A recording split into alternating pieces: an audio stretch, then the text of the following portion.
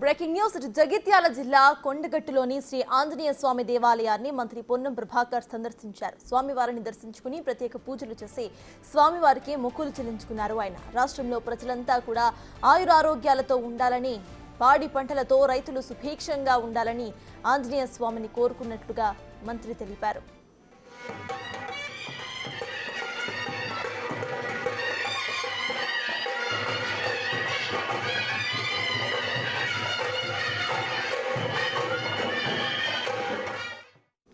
కలాని రాజన్న సిరిసిల్ల జిల్లా వేములవాడ రాజరాజేశ్వరి స్వామిని కూడా మంత్రి దర్శించుకున్నారు. కార్తీక మాసం సందర్భంగా ముఖ్యమంత్రి రేవంత్ రెడ్డి ఈ నెల 20వ తారీఖున రాజన్న దర్శనం కోసం వేములవాడ వస్తున్నారని తెలిపారు. రాజన్న ఆలయ అభివృద్ధి, పెండింగ్ ఇరిగేషన్ ప్రాజెక్టుల పనులు, టెక్స్టైల్స్ సమస్యలను ముఖ్యమంత్రి దృష్టికి తీసుకువెళ్లినట్టుగా మంత్రి స్పష్టం చేశారు.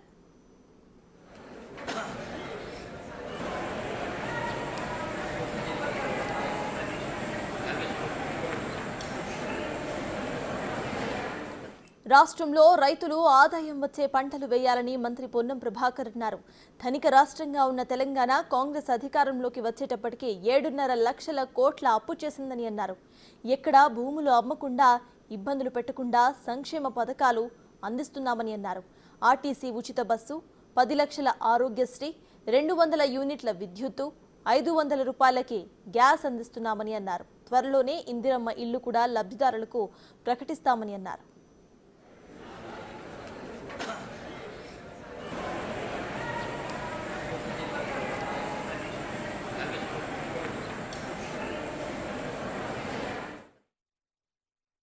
కార్తీక మాస సందర్భంగా గౌరవ ముఖ్యమంత్రి గారు వేములవాడ రాజన్న దర్శనానికి వస్తూ రాజన్న దేవాలయ అభివృద్ధితో పాటుగా సిరిసిల్ల జిల్లాలో ఉన్నటువంటి టెక్స్టైల్ ఇండస్ట్రీకి సంబంధించినటువంటి వర్గాల అభివృద్ధికి సంబంధించి ఇక్కడ కొన్ని కార్యక్రమాలు తీసుకుపోతా ఉన్నారు.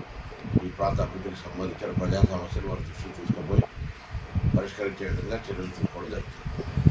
చారిత్రాత్మకంగా జరిగినటువంటి అనేకమైనటువంటి కార్యక్రమాలు, తెలంగాణ ఏర్పడ్డ నాడు ధనిక రాష్ట్రంగా ఏర్పడ్డ తెలంగాణ 10 సంవత్సరాల పరిపాలన తర్వాత 7.5 లక్షల కోట్ల అప్పుతోటి ఈరోజు మాకు ప్రజలు అధికారం వచ్చింది.